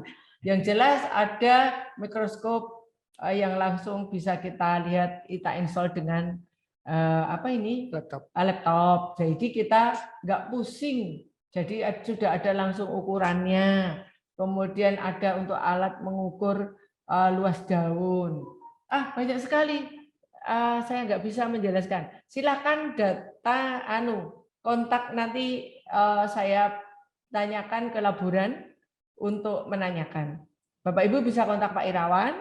Nanti akan nomornya HP. Nanti akan kami kirim alat-alat apa yang kira-kira ada di Fakultas Pertanian yang baru. Tapi menyenangkan, bisa membuat kita lebih nyaman di lab. Oke, saya tunggu, monggo. Oke, Pak Sulis mau menambahkan? Ya, saya tambahkan tadi. Jadi selain sampai ke bio ini ada OptiLab, Anda bisa lihat mikroorganisme langsung di situ dengan skalanya, dengan menggunakan laptop kita bisa membolak-balik. Bahkan tidak lagi kita menggunakan tadi jamurnya itu benda mati. Bahkan kita bisa melihat pergerakan dari bakteri yang bersifat mobilitas tinggi. Itu bisa kita lihat. Karena tadi tidak ada perubahan pengecatan dan sebagainya. Juga ada lagi dari untuk sterilisasi, laminar airflow. Saudara bisa melihat bagaimana menggunakan suatu enkas yang betul-betul steril sehingga mau isolasi apapun bisa. Sehingga kami sudah membagi dua, bahkan khusus untuk yang mikorrhiza itu di lantai 2 dan sedangkan untuk patogen di lantai 1. Kemudian juga ada alat yang lain lagi untuk pengamatan klorofil dan sebagainya, itu penting. Jadi klorofil itu merupakan gudangnya bagaimana amilum itu diciptakan. Sehingga kita bisa tahu tanaman ini produktif atau tidak dari jumlah klorofilnya. Gitu. Kalau klorofilnya tinggi, pasti kemampuan dia untuk membentuk amilum tinggi, maka hasil produktivitasnya juga akan tinggi. Jadi sebelum tanaman itu memberikan hasil atau berbuah, kita sudah bisa tahu produktivitasnya dari jumlah klorofil. Itu ada alatnya. Nanti akan diterangkan oleh Pak Dr. Aziz, itu yang kebetulan bidangnya fisiologi tanaman. Mungkin masih banyak lagi yang lain, alat yang baru. Begitu Pak Irawan. Oke, mungkin satu pertanyaan terakhir untuk kuliah umum ini di DM Zoom. Kemudian ada pertanyaan, jika saat ini cuaca ekstrim, apakah mempengaruhi kinerja mikroorganisme sebagai biopestisida? Mungkin ini tepatnya ke Bu Haryuni ya untuk menjawab pertanyaan ini. Ya. Enggak apa-apa, memang itu bidang saya tadi pas perkuliahan. Oke, ya Pak, otomatis ya, karena sebenarnya mikroorganisme itu mempunyai peranannya itu lebih tepatnya itu bisa mengatasi kekurangan air. Semua mikroorganisme. Padahal dia peranannya itu menyimpan air karena dia itu nanti akan menginfeksi akar tanaman, masuk ke dalam jaringan, berkas pengangkutan, di situ dia akan tersimpan, kemudian dia akan menyimpan cadangan makanan. Baik air, nutrisi yang diserap dari perakaran tanaman. Tapi kalau terlalu banyak air, maka ada mikroorganisme itu kan yang hidupnya di sekitar akar. Jadi tidak semua mikroorganisme itu, contohnya Ectomycorrhiza. Ectomycorrhiza itu adalah mikorrhiza yang hidupnya di luar akar. Tidak masuk menginfeksi, tetapi dia menyelimuti perakaran. Di badan akar dia menyelimuti. Nah, itu nanti akan nggak kuat atau mati karena terlalu banyak air. Nah, ini sehingga untuk mengatasi hal tersebut, ya kita memberikan perlakuan pengairannya itu kita jangan sampai menggenang.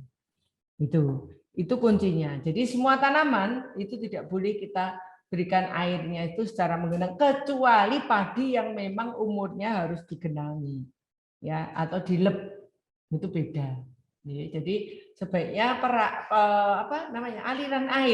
aliran irigasinya itu harus lancar. Ya, tapi sekarang petani-petani sudah pinter ya.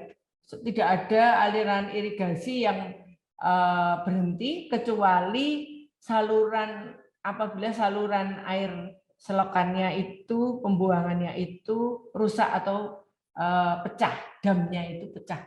Ya, kecuali itu. Tapi sepengetahuan saya di desa-desa atau di tempat-tempat lahan pertanian untuk usaha tanaman itu jarang sekali yang terkena ngembeng ya istilahnya.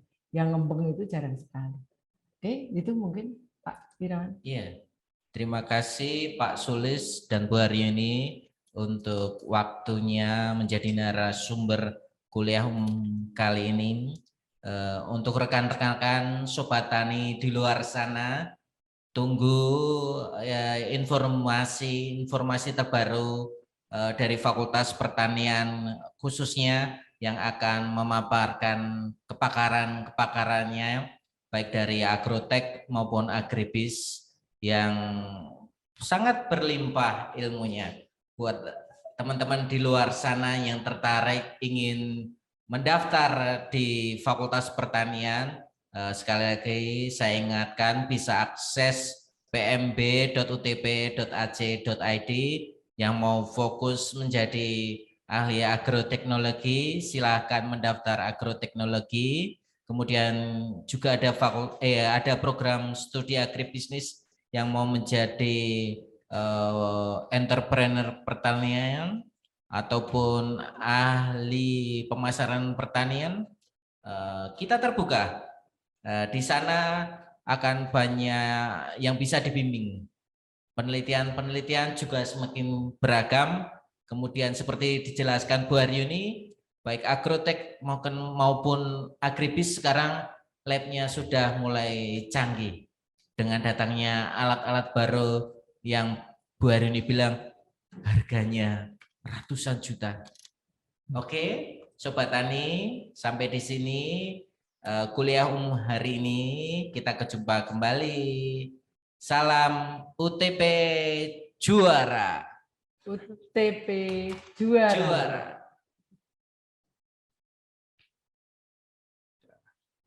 Pas baterai ini entek.